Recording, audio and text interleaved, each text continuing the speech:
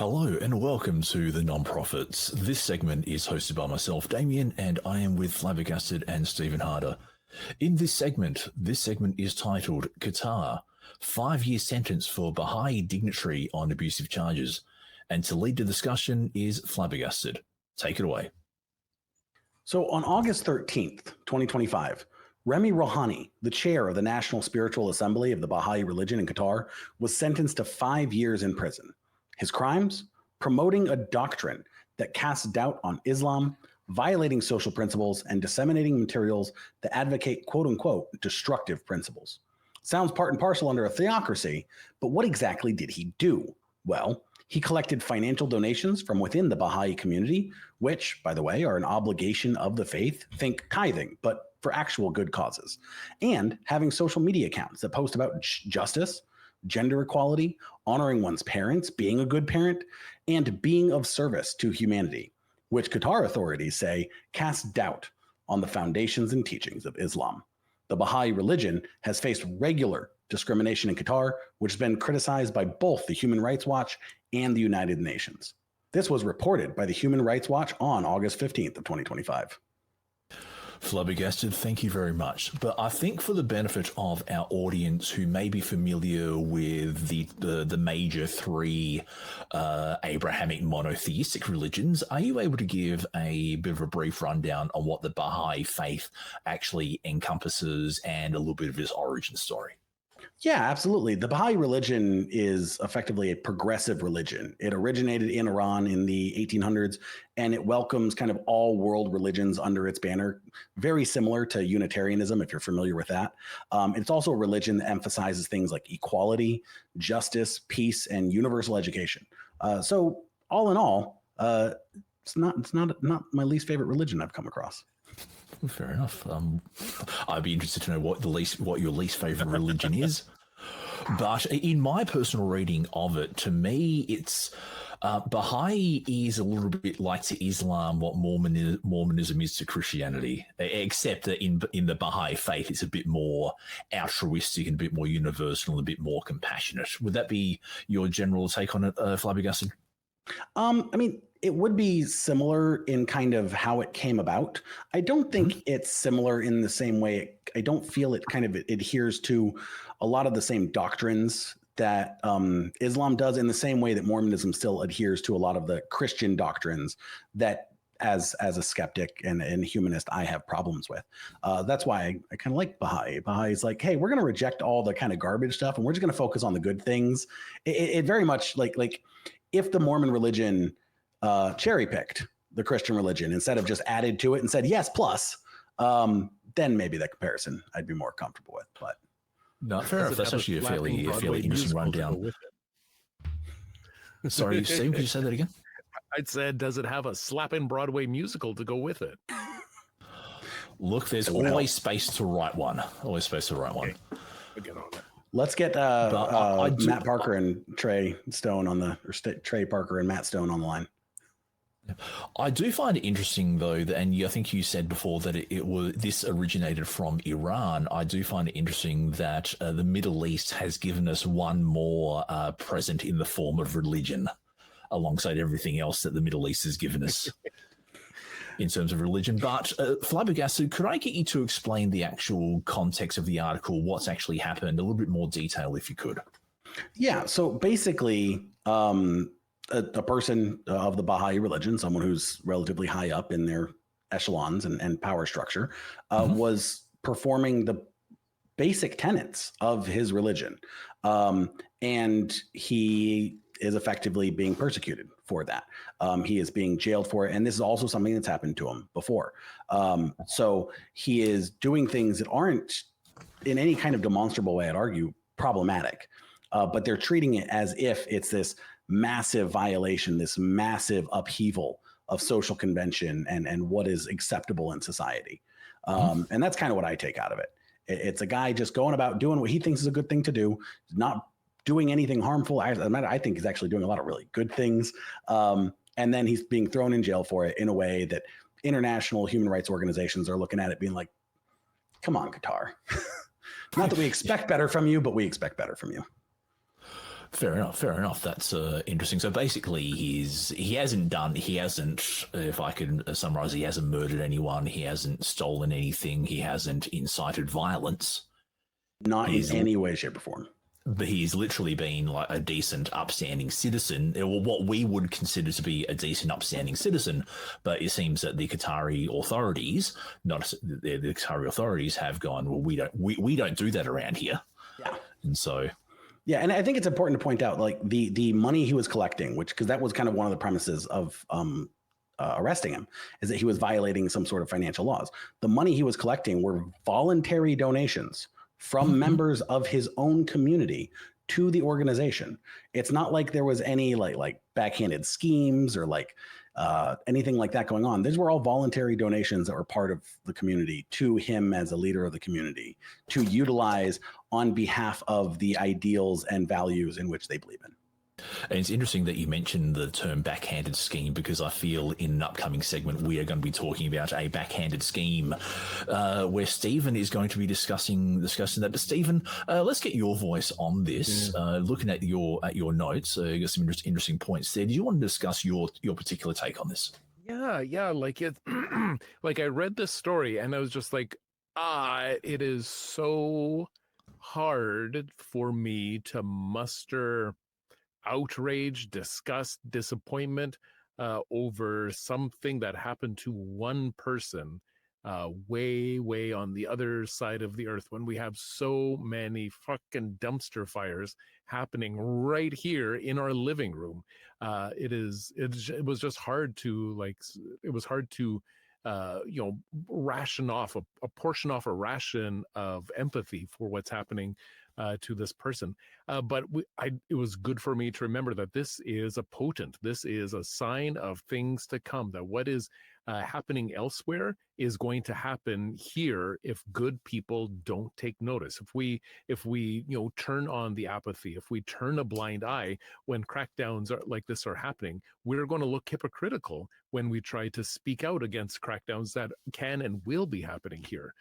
The more that repression is going to get normalized, the less shocking it's going to be when our leaders attempt to do it here. So somehow we need to find that the will to care about things, that even the things that aren't personally impacting us very directly, we still need to be diligent and give fucks, not just for the people that are in our own neighborhoods, in our own background, but for people that we share this planet with. It's awful wherever it's happening, and if we don't fight it now there, it's going to be that much harder to do it when it comes here.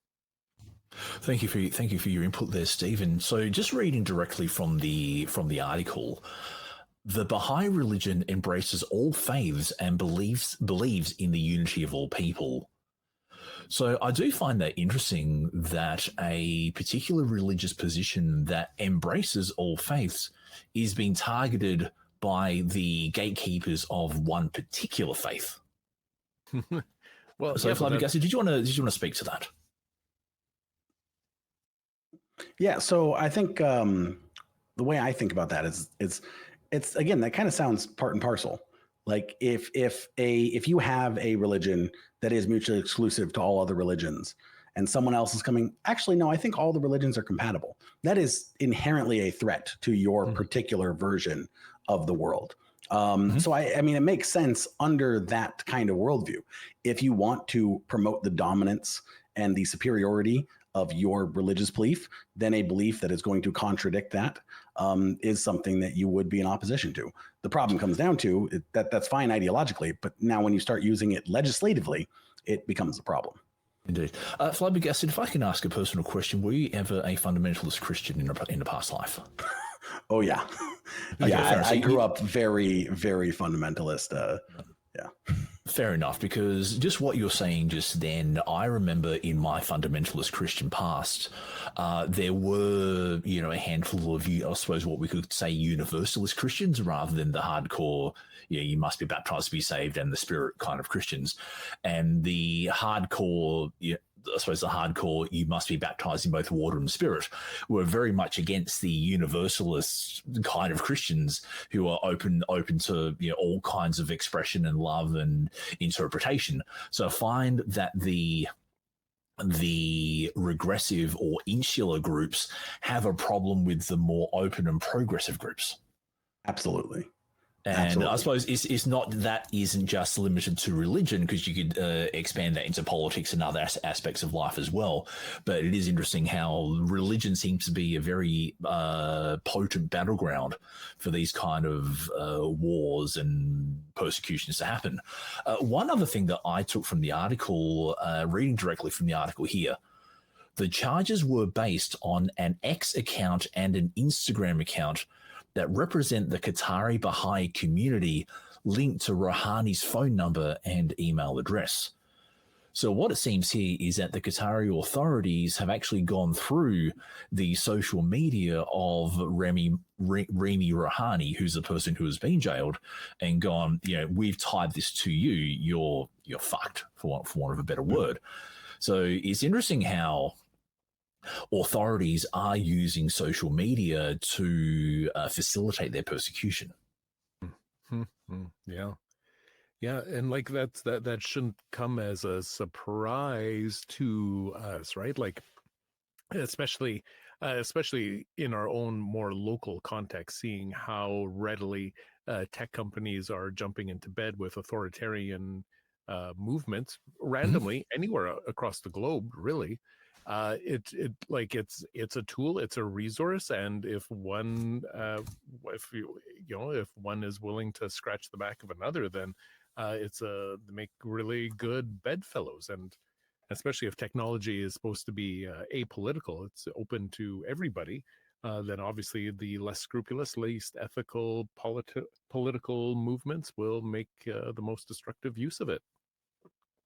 Indeed, and I suppose the problem is that the governments can say that you can't operate in this environment unless you do exactly what we ask, and you give us information as we not request but demand of you, which facilitate. So the government could, for example, turn around and say, we don't like what you're doing, and make effectively subpoena the tech companies, and there goes your personal freedoms, which I think is something that we'll be discussing in the later discussion as well.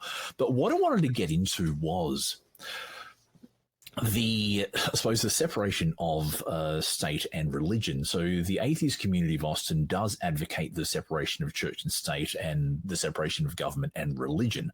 So now, granted that this isn't in an American context, I think the principle is still the same.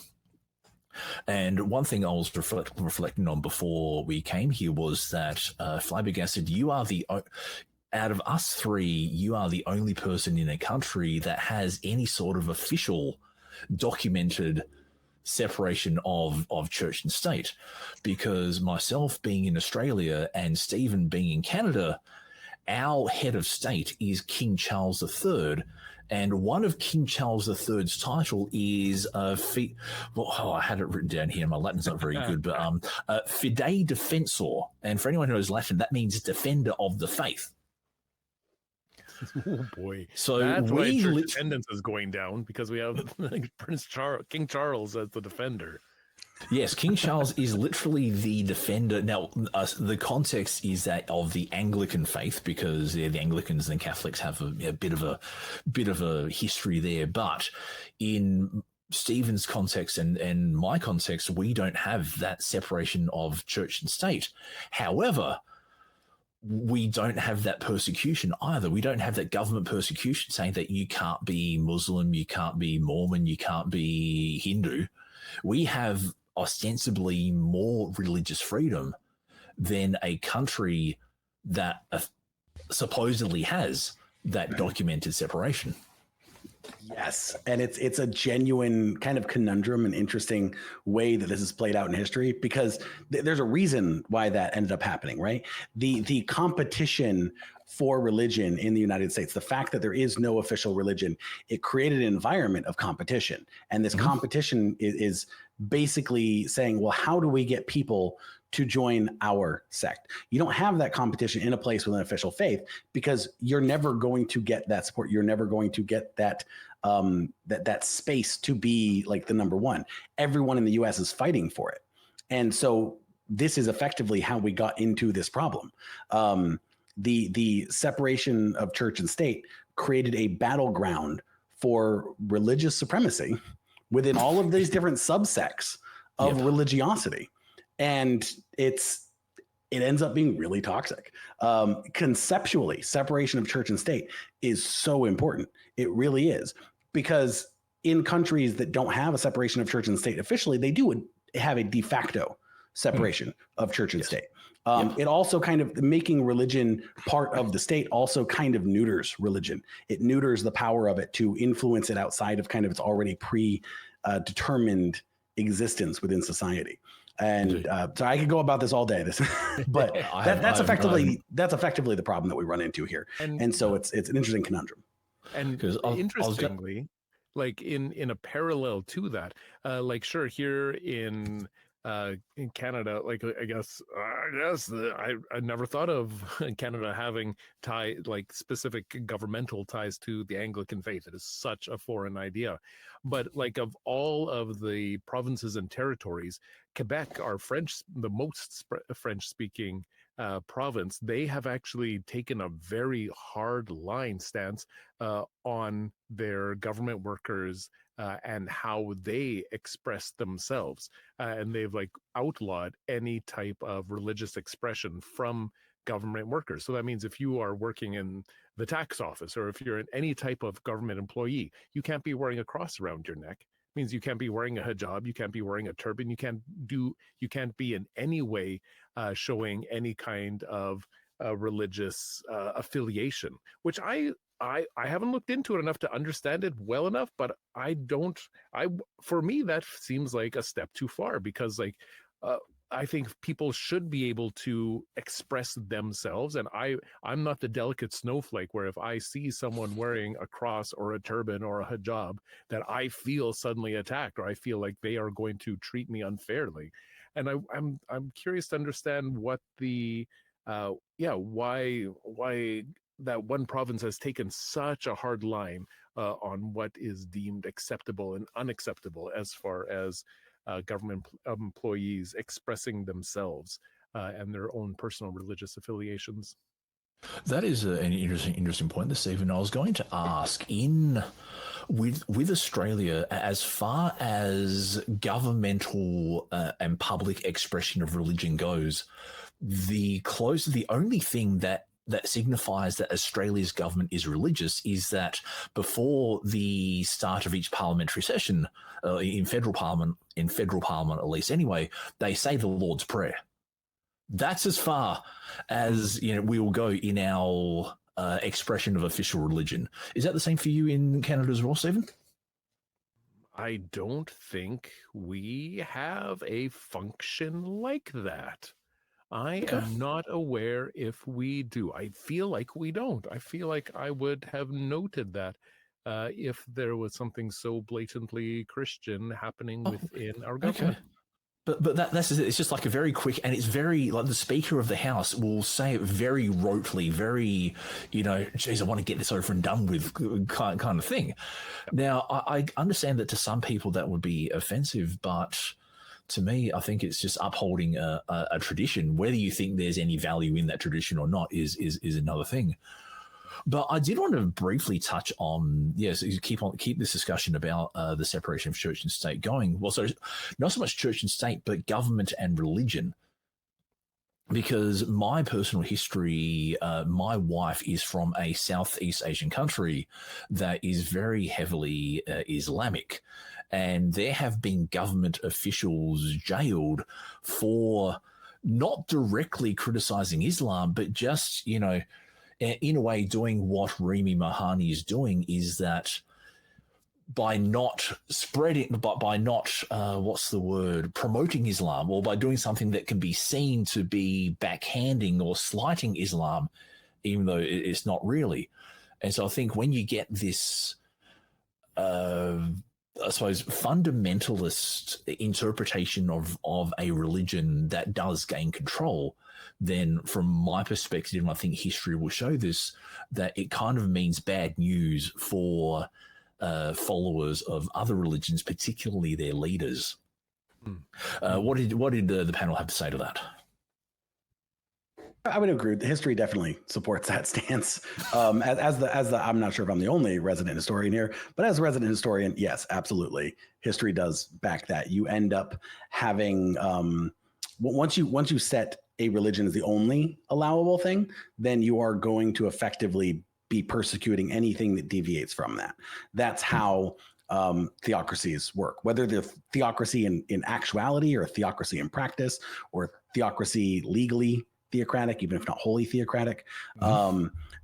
It's how it plays out. So you say, well, it has to align with Islam. Well, then you have an interpretation of Islam. Whose interpretation of Islam? It's certainly, in these cases, never going to be the understanding, progressive, welcoming versions of Islam. It's going to be the hardline versions, because once you start allowing those minor challenges, then you can see people step away from those more fundamental ones, be more okay with other ideas. And once that happens, you no longer have that control that you are relying on your religion to maintain. That's a very good point there, Flabbergasted. And I think you and I could discuss for hours about that. Stephen, did you have any final words before we wrap up? Yeah, like ultimately, like this is a story about an authoritarian government that is jailing an innocent person for doing good, and we just need to keep on calling out this kind of repression. And whatever, we don't need to fix Qatar. That's never going to be the goal. That's never going to be the solution. But we just need to continue to be aware of what is happening around us and stay diligent in it. Keep giving fucks even when it's hard. Indeed, that's an interesting point. I'm going to end this discussion with with something that Qatar have actually said themselves. If you do check my notes for this discussion, I'm going to read from the Ministry of Foreign Affairs from the state of Qatar, from their media center, an article titled "The State of Qatar Affirms Rights to Freedom of Speech and Expression," from the Information Office, June 24th. The state of Qatar has affirmed its great interest in promoting and protecting the right to freedom of opinion and expression, and working to ensure the enjoyment of this right through national legislation that are compatible with international commitments in line with Article 19. So, guys, there's no issue here. The state of Qatar affirms right to freedom of speech and expression. This is why you never listen to words and you always look at actions. I'm shocked. I'm shocked. But that's been a very interesting discussion. And thank you all for watching and listening. And if you want to hear more from the non-profits, click somewhere about here. Or maybe up there in the corners up there.